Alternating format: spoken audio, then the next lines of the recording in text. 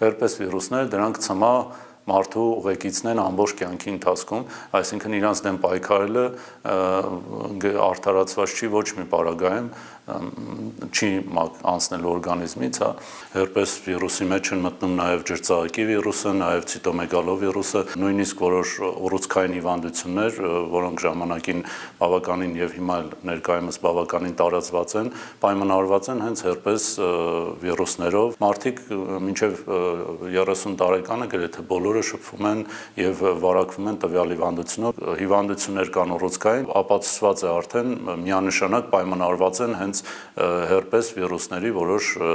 շարքով, 8-րդ տիպով, եթե մարդը հանկարծակի կորցրել է իր աշխատունակության 50%-ը եւ որևէ այլ պատճառ չի գտնում, որևէ այլ հիվանդություն չկա, որը հիմնավորի այդ աշխատունակության կորուստը, ներկայումս փորձում են կապեն հենց հերպես վիրուսների հետ։ Հերպեսը կարա ընդհանրապես ցանով չուղեկցվի, կարա անախտանիշ ընթացք ունենա, այսինքն մարդը վարակվի եւ դրա մասին չիմանալ ոնց որ մեծ մաս դեպքերում լինում է։